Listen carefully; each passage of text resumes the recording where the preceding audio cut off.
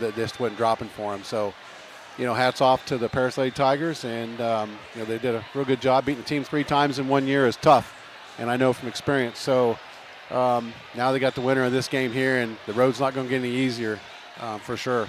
Well, one of these two teams will have to perform that same feat against our Paris Lady Tigers, and that will be beating them 3 times in a row. Both Mount Carmel and Teotopolis have 2 wins apiece against the Lady Tigers this season, and Lady Tigers look to break that streak against Teotopolis, as they has had our number here in the postseason. Joined now by Lady Tiger head coach Dave Tingley. And Coach, kind of slow getting things going.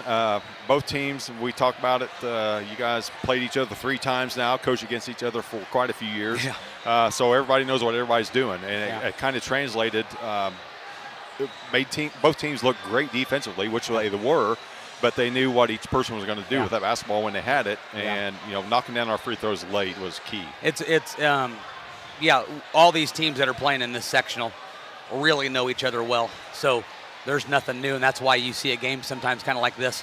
It's postseason basketball, but there's no mystery to what each team can do and how you want a game plan. I thought Olney had a great game plan, spreading us out with their shooters to give their girls to get a chance to get in there, maybe one-on-one, or if we helped, they kicked. So did an awesome job, and they hit some shots early and got to the rim.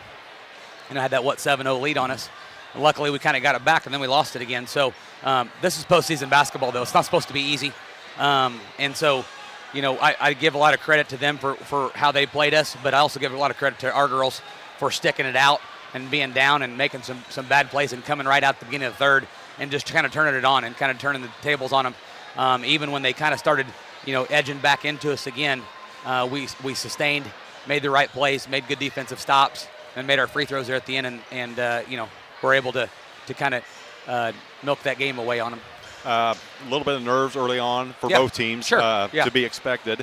But from the second quarter on, we held them to 22 points combined through the 2.5 quarters of play there in the second and third and fourth. So just a great job. It is. And even the ones that they did hit in the second half, there were some sky balls there that, some I think the one in the corner down there banked in from the corner. There's some tough shots that they made, but I give a lot of credit to our girls. We talked at the halftime.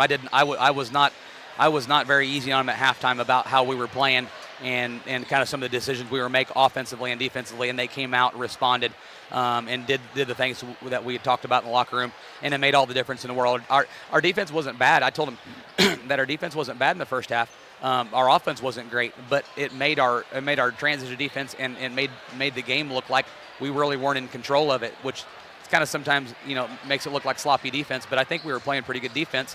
Luckily, we were, because we could have let them get away from us a little bit. We did miss a bunch of bunnies. I don't think Kaylee and Macy were combined like maybe 2 for 13 or 14 in the first half there, and they were good shots too, most of them.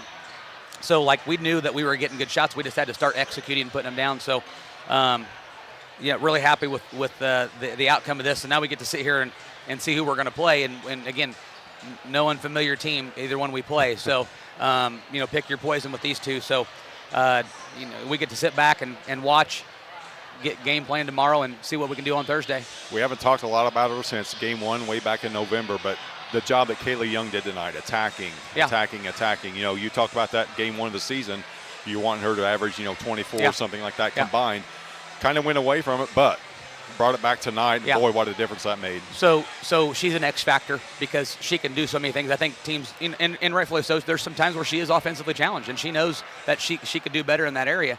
But I see her as a weapon for us, because if you lay off of her too much, or you take her for granted too much offensively, she can hurt you. And tonight she did that. She got to the rim a lot, made some great plays, got in the lane, turned around, putting the ball up. If she adds that to her game and starts doing that pretty consistently, it's going to be a problem. Yeah, especially with some of the other girls that we have to kind of mingle in there with her. So excellent job for Kaylee tonight. And again, the first half I don't think she played very well. Second half she played phenomenal. Absolutely. So good for her to be able to turn that around.